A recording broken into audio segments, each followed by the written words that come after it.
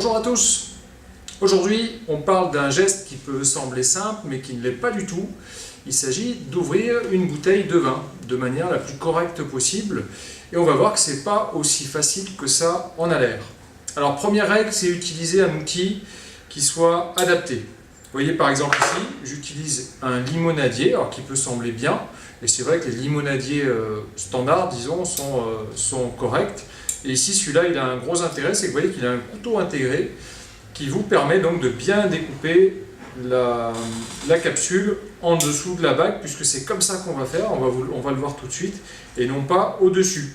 Et malheureusement, certains limonadiers comme celui-là utilisent un système de petites lames rotatives qui vont vous permettre de couper directement, et facilement d'ailleurs, au-dessus de la bague. Mais malheureusement, c'est une chose à ne pas faire.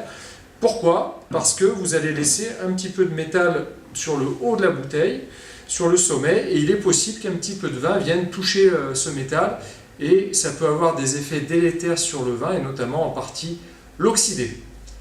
Donc à ne pas faire, on va plutôt donc bien couper en dessous de la bague, et pour cela, utiliser idéalement ce qu'on appelle un couteau de sommelier. En voilà un. Et vous voyez que celui-là, il utilise une petite lame avec des dents, qui est mieux qu'un couteau sans dents.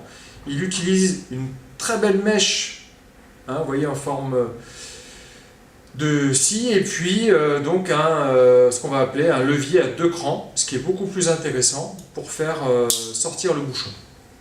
On va donc utiliser cet objet pour ouvrir notre première bouteille.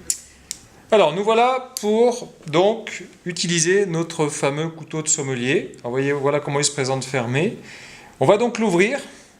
En tout cas, on va ouvrir pour le moment la lame qui va nous permettre de découper la capsule de la bouteille. Donc cette capsule, on va bien la découper en dessous de la bague. On voit bien la bague ici, donc on va bien la découper ici en dessous.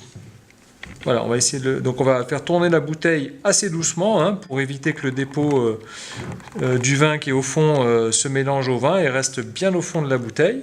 Voilà, j'ai fait un tour complet et je vais pouvoir maintenant la retirer. Voilà.